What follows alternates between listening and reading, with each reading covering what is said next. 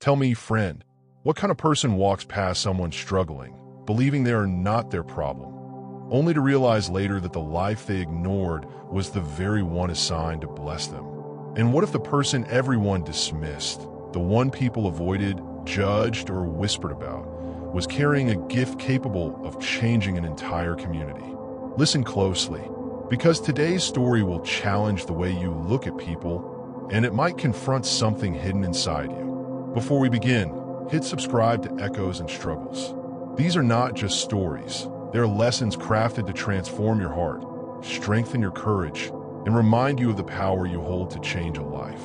Stay until the very end, because what happened because one woman was ignored will leave you speechless. Her name was Margaret Maggie Rowan, a 57-year-old widow living in Cleveland, Ohio. She had no titles, no fame, no fancy clothes, just simple jeans, an oversized sweater, and a pair of sneakers that had carried her through more storms in life than any person deserved.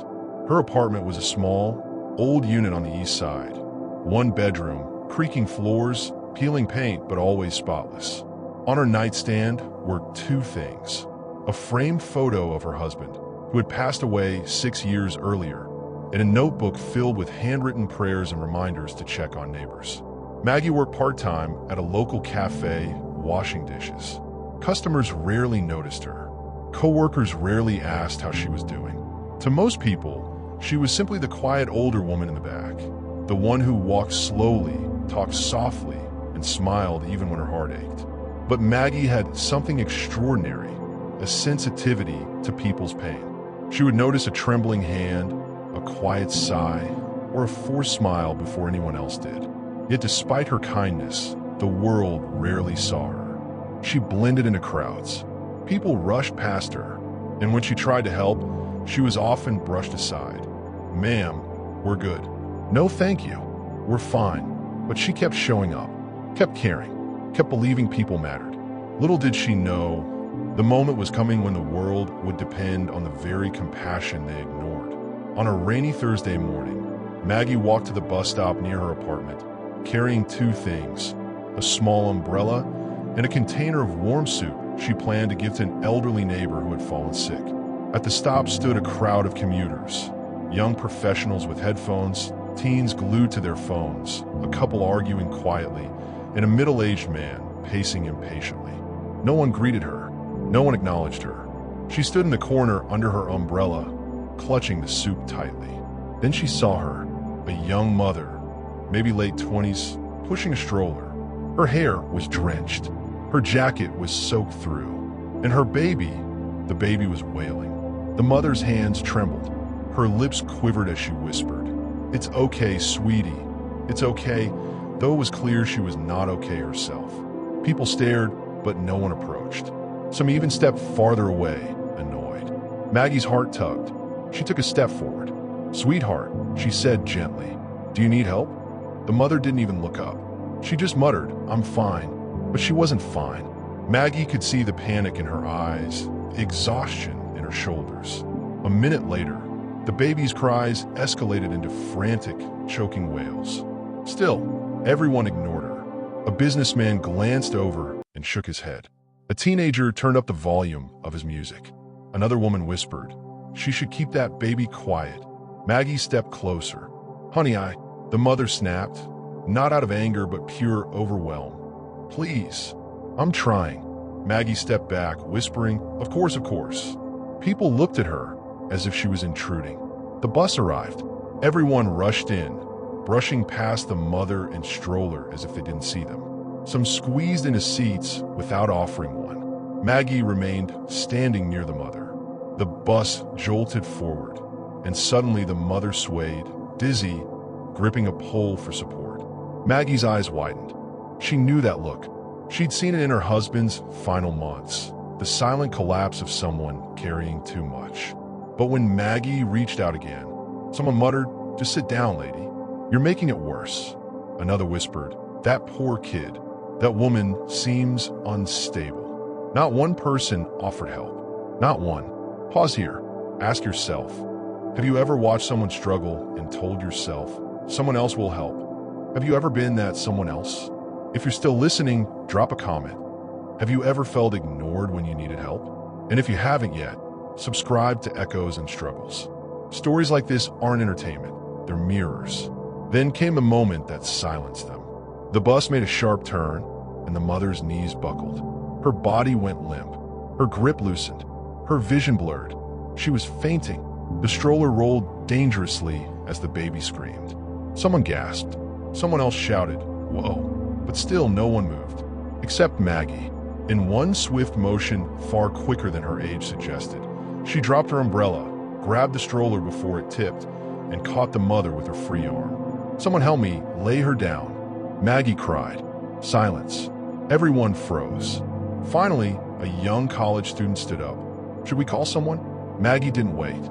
She checked the woman's pulse. Weak, thready. She checked her skin. Clammy. She knew it instantly. "Sweetheart, she's dehydrated, exhausted. We need to get her air." No one questioned her. Her voice carried authority born of compassion and lived experience. The bus driver pulled over. Doors opened.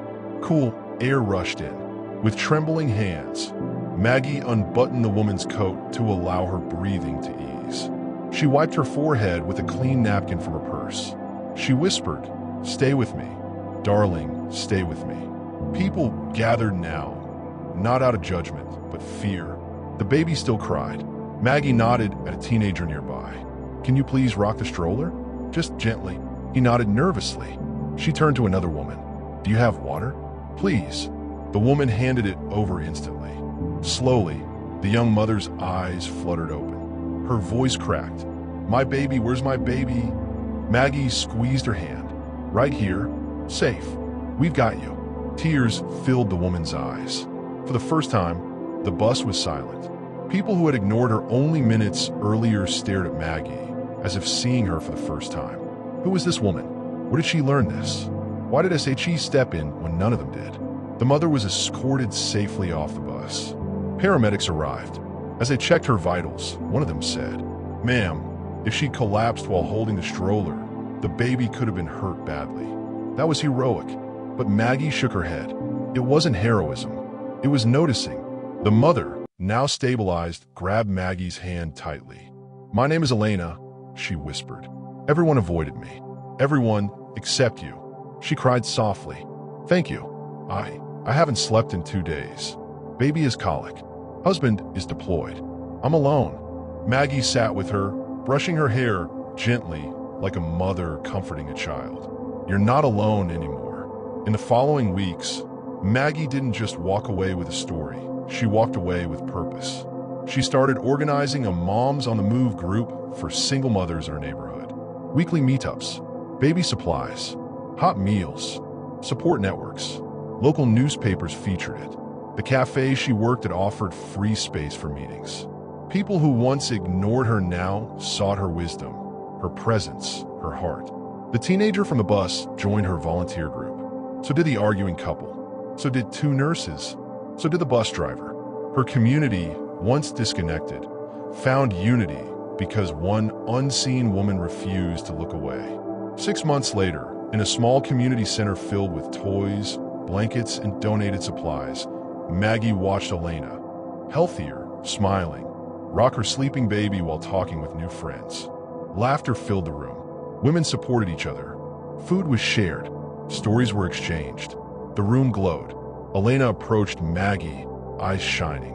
"You saved me," she whispered. Maggie smiled. "No, sweetheart, we saved each other." And for the first time in years, Maggie felt seen. Not because she sought attention, but because she lived the truth that real heroes are often the quiet ones everyone ignores, until the moment they reveal the strength the world desperately needs. So, friend, let me ask you, are you the person who walks past someone struggling, or the one who stops? Are you building walls of indifference or bridges of compassion? If this story touched you, tell us in the comments. Have you ever been ignored when you needed help? Have you ever helped someone no one else noticed? Like, share, and subscribe to Echoes and Struggles for more stories that remind us. True wealth is kindness. True courage is compassion.